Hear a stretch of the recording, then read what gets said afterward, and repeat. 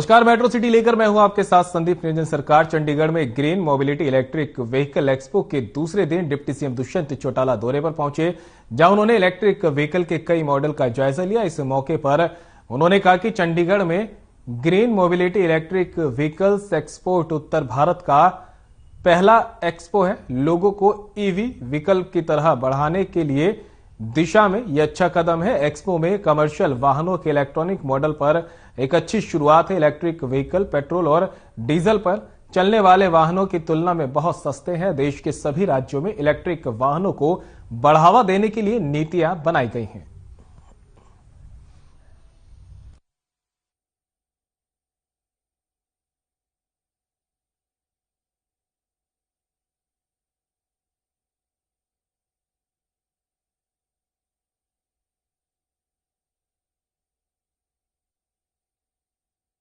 पहले तो सबसे खुशी की बात है कि first of its kind PHD chambers ने electric vehicle expo north India का पहला लगाया है और एक इनसे इसको कह लीजिए पहला कदम है जो लोगों को ई मोबिलिटी की ओर ट्रांसफॉर्म करेगा।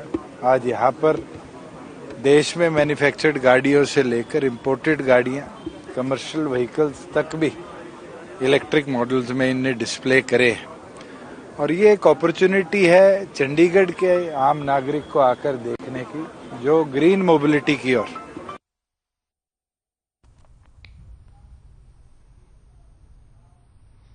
गुरुग्राम के मानेसर स्थित आईकेट कंपनी में पंचामृत की ओर से कार्यक्रम का आयोजन किया गया, जिसमें केंद्रीय भारी उद्योग मंत्री डॉक्टर महेंद्र नाथ पांडे और केंद्रीय राज्य मंत्री कृष्णपाल गुर्जर ने शिरकत की। इस कार्यक्रम में ऑटोमोटिव उद्योग को बढ़ावा देने के लिए कई अहम कदम उठाए गए। केंद्रीय भारी उद्योग मंत्री डॉक्टर महेंद्र नाथ पांडे ने इस कार्यक्रम में पहुंचकर पंचामृत की ओर कार्यक्रम की शुरुआत की और उन्होंने कहा कि इस कार्यक्रम के दौरान जो प्रदर्शनी लगाई गई है वह एक महत्वपूर्ण कदम है, जो इस बात को दर्शाता है कि आने वाले दिनों में भारत तरह के दूसरे देशों से ऑटोमोटिव उद्योग में आगे बढ़ रहा है। उन्होंने एक प्रदर्शनी का भी अवलोकन किया।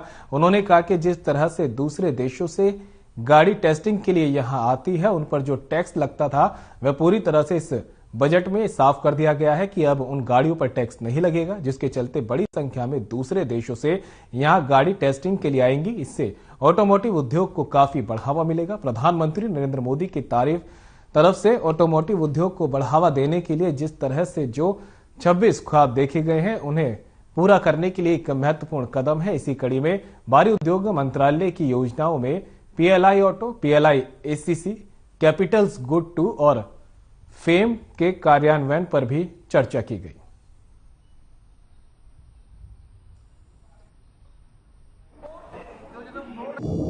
आईकेट मानेसर गुरुग्राम के अंदर पंचामृत की ओर के कंसेप्ट के साथ, जो माननीय मोदी जी का सबसे महत्वपूर्ण विजन है, यहाँ एक बड़े पैमाने पर इंटरेक्शन एक्सपो और सब चीजों को यहाँ रखा गया है और हमारा मंत्रालय पीएलआई 1, पीएलआई 2 और इसके साथ साथ auto PLI component plus battery, इन सब के साथ साथ फेम 2 के माध्यम से हम इस काम को और तेज गति प्रदान कर रहे हैं, जिससे प्रधानमंत्री जी के COP 26 में दिए गए वचन का 100% पालन करने का काम संपन्न हो सकता है। डिमांड की बात करें तो डिमांड बहुत तेजी से बढ़ रही है, क्योंकि आने वाला समय इलेक्ट्रिक व्हीकल्स का ही है। गवर्नमेंट भी ईवी को बहुत प्रमोट कर रही है, तो जिस हिसाब से आने वाले टाइम में हमें पेट्रोल से निजात पानी है और पोल्यूशन से निजात पानी है, उसमें हमारा ईवी ही सपोर्ट करेगा। तो आने वाला समय तो इलेक्ट्रिक व्हीकल का ही है। क्या क्या कंपनी कौन कौन से व्हीकल बनाती है? स्कूटर भी बनाती है, गाड़ी भी बनाती है, और क्या क्या चीजें बनाती है? अभी फिलहाल जो हमने मार्केट में लॉन्च किए हैं वो अपने इलेक्ट्रिक स्कूटर लॉन्च किए हैं, जिसमें 2 कैटेगरी हैं, लो स्पीड और हाई स्पीड। लो स्पीड जो है वो कम गति से चलने वाले हैं, 25 किलोमीटर तक की गति होती है जो गवर्नमेंट अप्रूव्ड है, और हाई स्पीड जो है उसकी गति ज़्यादा होती है। हमारा जो हाई स्पीड वाला है वो 70 किलोमीटर तक जा रहा है। यहाँ पे मेन जो है वो ईवी और क्या कहते हैं एथेनॉल एनर्जी को टारगेट किया जा रहा है, जो बेसिकली नेचुरल है एनर्जी के थ्रू, नेचुरल एनर्जी के थ्रू जो व्हीकल्स बनाए गए हैं। तो मेरे को उसमें काफ़ी रुचि थी, तो मैं इसलिए यहाँ पर आया। तो आपने कुछ खरीदा या बुक कराया आपने? अभी मैंने एक ओकाया का स्कूटर बुक किया है। ओकाया को मैं बहुत पहले से जानता हूँ, वो बैटरी बनाती है। तो मेन जो ईवी की पावर होती है वो बैटरी के अंदर होती है। उसका सारा जो कंजम्पशन है वो बैटरी के ऊपर जाता है। तो जितना बैटरी आपका रिलायबल होगा उसके अकॉर्डिंग ही स्कूटर आपका ज्यादा चलेगा।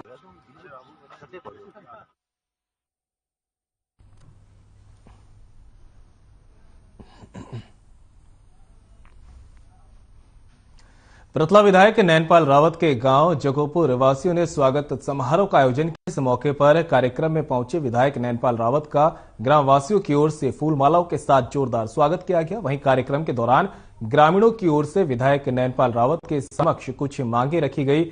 जून को विधायक नैनपाल रावत ने एक कलम से पूरा करते हुए गांव को 75 लाख रुपए की सौगात दी। वहीं विधायक नैनपाल रावत ने मीडिया से बातचीत करते हुए बताया कि प्रतला विधानसभा क्षेत्र की जनता का मेरे ऊपर एहसान है, उस एहसान को चुकाया नहीं जा सकता। आज जगोपुर गांव की सरकारी ने जो मुझे 4 सम्मान दिए हैं।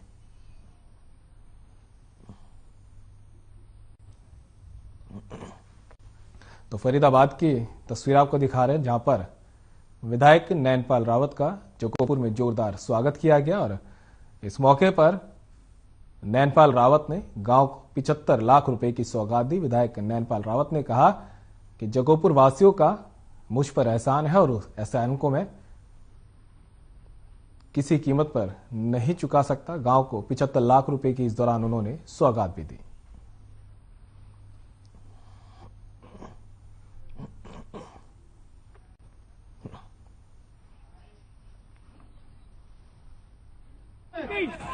कोरोना काल खत्म होने के बाद हमने 2023 को एक विकास का वर्ष प्रतला विधानसभा के लिए रखा है। वैसे तो माननीय मुख्यमंत्री महोदय ने, जब हम विधायक नहीं थे तब भी हमें कई करोड़ रुपए दे करके और जो नॉट फिजिबल सड़क थी उसको भी बनाने का कार्य किया था, जो हमारी मांदखोल से प्रहलादपुर के लिए आती है। लेकिन विधायक बनने के बाद मैं बहुत विशेष कार्य नहीं कर पाया, क्योंकि कोरोना काल था। ज्यादा 20-25 करोड़ की सड़कें हैं या 15-20 करोड़ रुपए विकास के लिए आने दे पाए हूँ। टोटल मिलाकर लगभग 50 करोड़ रुपए के काम केवल हुए हैं। तो इस विकास वर्ष में हमने गांव-गांव जाकर के सभी पंचायतें हमें बुला रही हैं, अपनी अपनी डिमांड्स दे रही हैं। तो आज जगोपुर गांव की भी लगभग 1 करोड़ रुपए की डिमांड हमें मिली है, जिसमें से 25 लाख रुपए के लगभग माननीय मुख्यमंत्री महोदय जी ने जो 1100-1150 करोड़ रुपए डाला था, उसमें से 25 लाख रुपए इनकी बस्ती के लिए आ गए।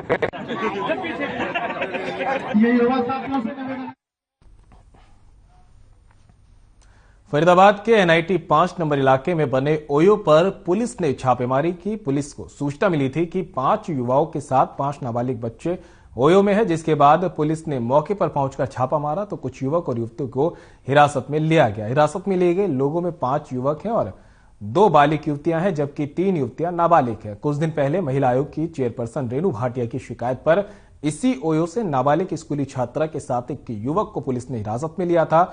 उस दौरान भी ओयो को सील करने की सिफारिश की गई थी। बावजूद इसके धड़ल्ले से ये ओयो यहां पर लगातार चलाया जा रहा था।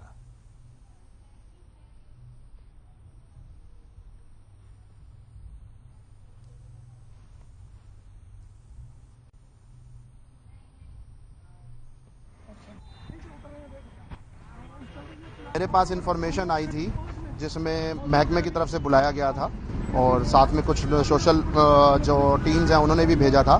इसमें ये कहा गया था कि इसमें ऊपर जो है स्कूल की नाबालिग बच्चियां हैं। स्कूल की नाबालिग बच्चियां हैं। जब ऊपर चेक की गई तो आईडी अवेलेबल नहीं है और वाकई ही स्कूल की नाबालिग बच्चियां हैं और पुलिस महकमे ने पूरा सहयोग किया है। तकरीबन मेरे हिसाब से 5 नाबालिग बच्चियां ऊपर है, 5 लड़कियां हैं जिसमें 3 नाबालिग।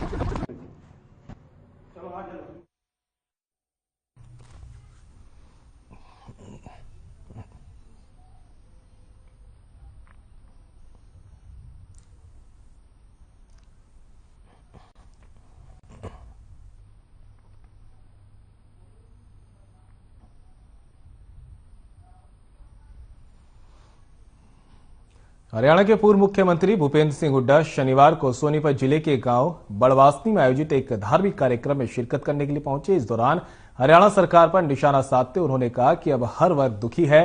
किसान की दोगुनी आय करने का जो वादा किया गया था वो पूरा नहीं हुआ। पूर्व सीएम भूपेंद्र सिंह हुड्डा ने कहा कि केंद्र सरकार द्वारा जो बजट पेश किया गया था वे जनहित के लिए नहीं है, क्योंकि इसमें किसान का हित नहीं है। किसान की फसलों का दुगना भाव करने का जो वादा किया गया था वे भी पूरा नहीं हो पाया है। वहीं हरियाणा में हाथ से हाथ जोड़ो कार्यक्रम पर कहा कि ये कार्यक्रम 2 से 3 महीने तक हरियाणा में चलेगा, जिसको लेकर पार्टी के कार्यकर्ताओं को कार्यक्रम आयोजित करने के लिए दिशा निर्देश भी दिए जा चुके हैं।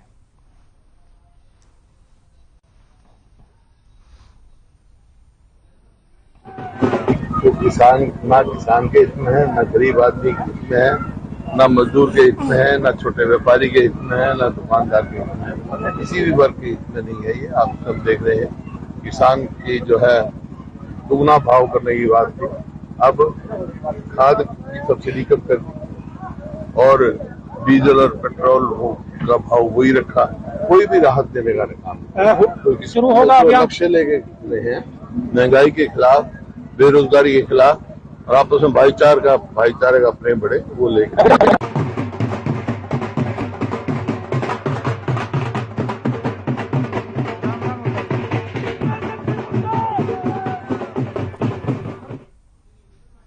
बहादुरगढ़ में एक बार फिर से रफ्तार का कहर देखने को मिला है, जहां एक तेज रफ्तार कार का टायर फटने के बाद अचानक वो पलट गई, जिसकी वजह से उसमें सवार एक 19 वर्षीय युवक की मौके पर ही मौत हो गई। वहीं उसके साथ पड़ने वाला दोस्त गंभीर रूप से घायल हो गया। हादसा दिल्ली रोहतक नेशनल हाईवे पर केएमपी एक्सप्रेस वे के पुल के पास हुआ। मृतक की पहचान रोहत गांव निवासी श्याम के रूप में हुई है। वहीं पुलिस इस पूरे मामले की जांच में जुट गई है।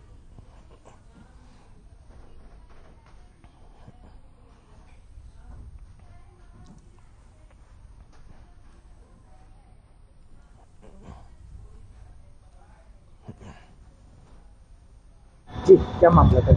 सुबह सूचना मिली कि एक गाड़ी में 2 लड़के सवार थे, एक था रोहतगा और दूसरा सांकुड़ गांव का। तो इनका गाड़ी का टायर फटने के कारण हादसे में इनके एक की मौत होगी, जो रोहत गांव का लड़का था श्याम, इसकी मौत होगी। दूसरा वो घायल है, वो पीजी रेफर कर दिया गया है। कहाँ पे हुआ था ये हुआ जी केएमपी पुल के नीचे NH9 पे। मरने वाला जी श्याम, गाँव रोहतगा, 19 साल लड़का, ये 12वीं क्लास में पढ़ा था।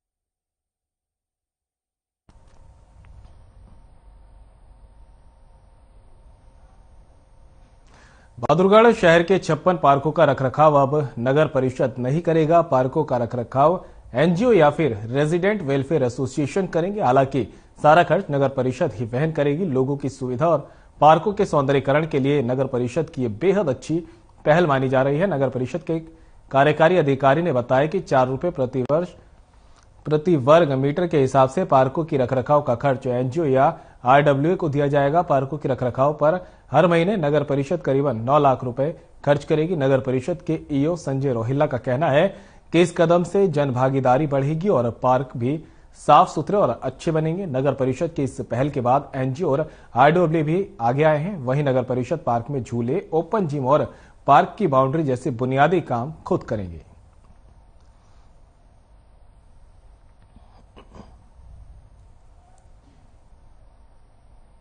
सरकार की तरफ से, डायरेक्टर की तरफ से हमारे पास जो दिशा निर्देश और गाइडलाइन प्राप्त हुई है, तो उसके अकॉर्डिंगली हम अपने एमसी एरिया के जो पार्क है, लगभग 56 पार्क है हमारे यहाँ और उसके बाद 2 लाख स्क्वायर मीटर के आसपास का एरिया बनता है उसमें।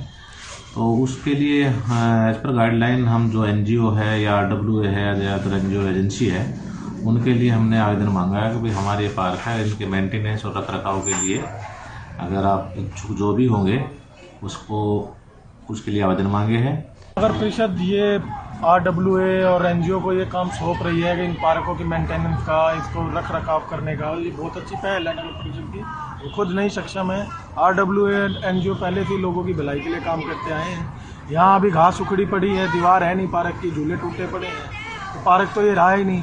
अगर ये अब किसी के उसमें आ जाएगा मॉनिटरिंग में तो बहुत अच्छा काम हो जाएगा, इसको हम बहुत बेहतर बना पाएंगे, जिससे शहर सुंदर होगा और अच्छा दिखेगा।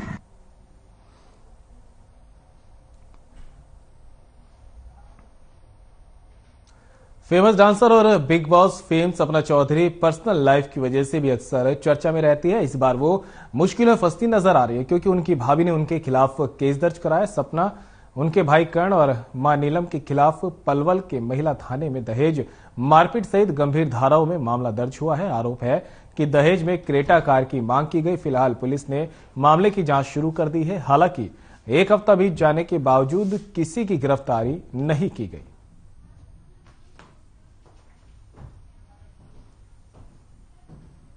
ये है सर, हमारे पास कंप्लेंट प्राप्त हुई है पलवल से। हमने उस पर CAW सेल में काउंसलिंग कराई सर। काउंसलिंग में उनका कोई आपस में कॉम्प्रोमाइज नहीं हुआ। फिर हमने उस पर FIR दर्ज कर ली सर। उसमें करण है, उनके हस्बैंड और उनकी मदर नीलम और उनकी बहन है सपना चौधरी, उनके खिलाफ डोमेस्टिक वायलेंस की FIR दर्ज की है सर। इसमें उन्होंने क्रेटा गाड़ी और मेन क्रेटा गाड़ी की डिमांड की सर। इसमें तस्दीक होगी DSP साहब की। उसके बाद जो भी कार्रवाई होगी सर वो हम आगे FIR में करेंगे।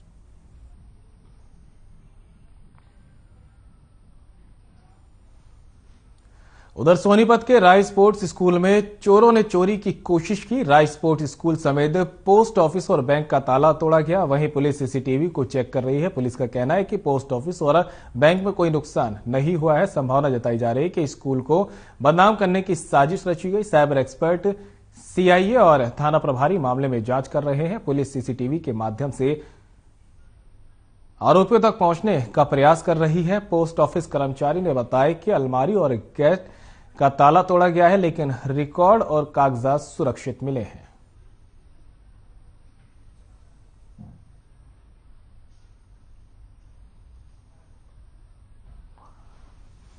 पौने 9 बजे आकर देखा गया तो हमारे के नाम है मैन काउंटर के कुंडे, इसके दरवाजे के कुंडे टूटे हुए मिले। फिर मैंने अंदर आकर देखा तो अलमारी बिल्कुल सेफ थी। हमारा कागजात मेरे कार्ड बिल्कुल सेफ है। आज मैं बैंक वालों पर भी ऐसे हुई है, पुलिस आई हुई थी। बैंक के साथ साथ हमने भी पुलिस वालों को शिकायत दे दी।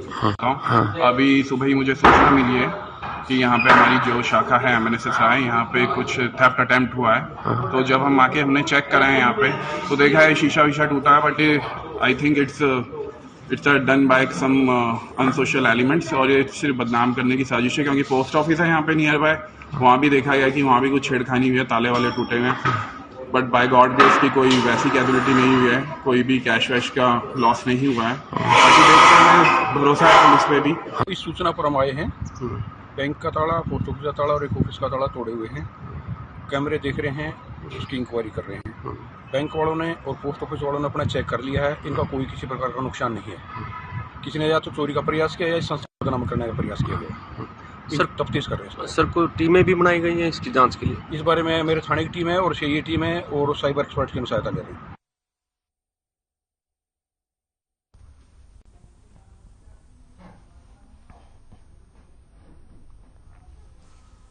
अंबाला कैंट के PWD रेस्ट हाउस में गृह मंत्री अनिल विज ने जनता दरबार लगाया। पूरे प्रदेश से हजारों की संख्या में फरियादी अपनी फरियाद लेकर PWD रेस्ट हाउस पहुंचे। हालांकि पिछले शनिवार को गृह मंत्री अनिल विज की तबीयत खराब होने के चलते जनता दरबार स्थगित कर दिया गया था, लेकिन इसके बावजूद उनके हजारों की संख्या में फरियादी अपनी फरियाद लेकर PWD रेस्ट हाउस पहुंचे थे। जैसे ही गृह मंत्री अनिल विज को इसका पता चला तो उन्होंने अपना स्टाफ भेजकर आए फरियादियों की शिकायतें ली। आज एक बार फिर ज्यादातर समस्याएं पुलिस विभाग से जुड़ी आई हैं। पत्रकारों से बात करते हुए गृह मंत्री अनिल विज ने कहा कि हरियाणा के सभी दूरदराज के इलाकों से लोग अपनी शिकायत लेकर यहां पर आते हैं और हम सबकी शिकायतें सुनते हैं और उनका समाधान भी करते हैं।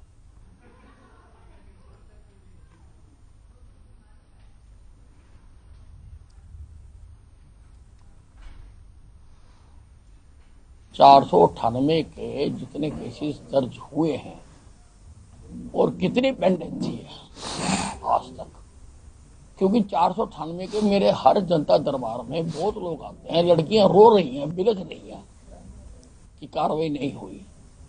तो उन सारों का मैंने बुलाया है। फिर मैं सारे अधिकारियों को बुलाऊंगा और पूछूंगा भी ये पेंडेंसी क्यों है, क्यों इनके ऊपर कार्रवाई नहीं हो रही। तो वो उसका करूंगा और इसके बाद मैं 376 का भी सारे केस मंगाने वाला हूँ। 376 के भी बहुत केस आ रहे हैं और यार पेंडिंग, कई महीने कई साल लटकते रहते हैं।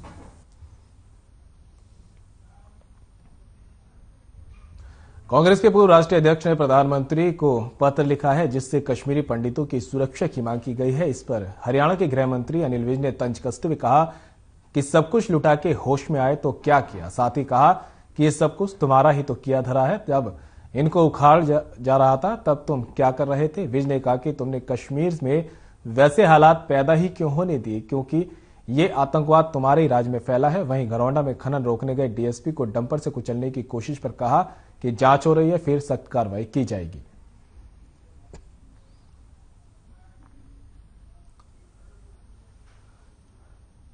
सब कुछ लुटा के होश में आए तो क्या किया। अरे तुम्हारा ही तो करा धरा सारा का सारा। जब उनको उखाड़ा जा रहा था तब तुम क्या कर रहे थे, और तुमने कश्मीर में ये हालात पैदा क्यों होने दिए। Who is responsible for that. ये कश्मीर में आतंकवाद तुम्हारे ही राज्य में पैदा हुआ, ये आतंकवाद आपका ही बच्चा है।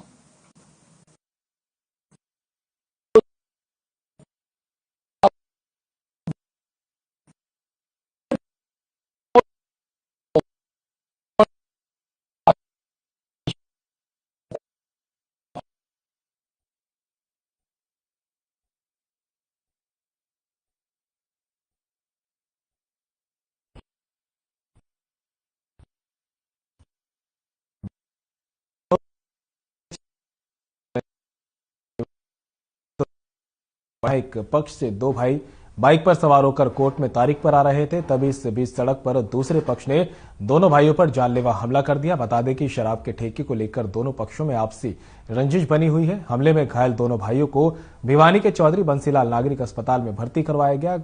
घायल विकास और उसकी मां का कहना है कि शराब के ठेके को लेकर उनकी पुरानी रंजिश चली आ रही है, जिसके चलते इस वारदात को अंजाम दिया गया।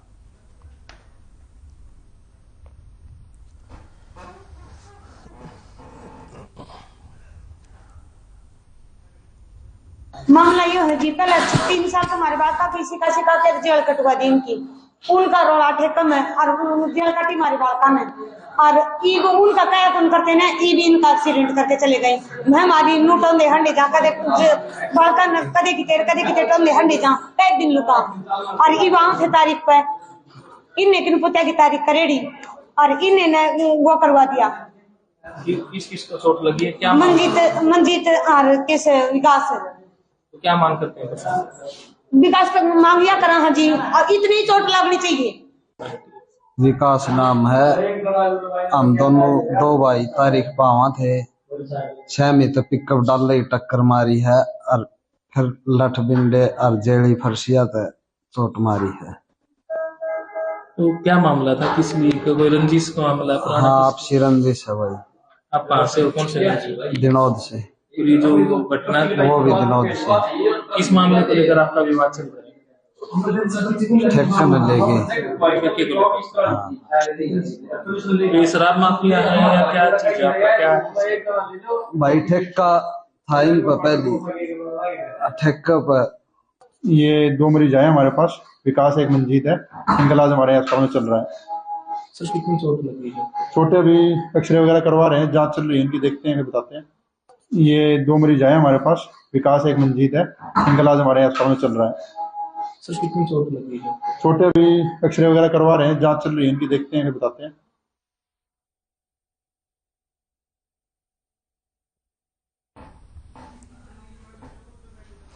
और बुलेटिन में इतना ही, दीजिए इजाजत, नमस्कार।